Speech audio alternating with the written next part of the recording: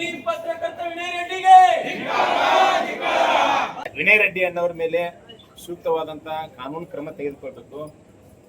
ಈ ರೇಪ್ ವಿಕ್ಟಿಮ್ಗಳನ್ನ, ಈ ಸಂತ್ರಸ್ತರೇ ಯಾರಾಗಿರ್ತಾರ ಅವ್ರನ್ನ ಸಮಾಜದಲ್ಲಿ ಅವ್ರನ್ನ ಬಹಿರಂಗವಾಗಿ ಅವರ ಮುಖವನ್ನ ತೋರಿಸಲಾರ್ದನೆ ಅದನ್ನೊಂದು ಸುದ್ದಿ ಮಾಡ್ಬೇಕಂತೇಳಿ ಕಾನೂನಲ್ಲಿ ಅವಕಾಶ ಇದ್ದಾಗೂ ಸಹಿತ ಅವನ್ನೆಲ್ಲ ಗಾಳಿಗೆ ತೂರಿ ವಿನಯ್ ರೆಡ್ಡಿ ಅವ ಕಂಪ್ಲೀಟ್ ಹೆಣ್ಮಕ್ಳದ ಫೋಟೋ ಹಾಕಿ ಒಂದು ದುಷ್ಕೃತ್ಯ ಮೆರೆದಾನ. ಇದರಿಂದ ನಮ್ಮ ಹಿಂದೂ ಧರ್ಮದ ಹೆಣ್ಮಕ್ಳಿಗೆ ಎಲ್ಲಾ ಬಹಳ ಮಾನಸಿಕವಾಗಿ ನೊಂದಾರ.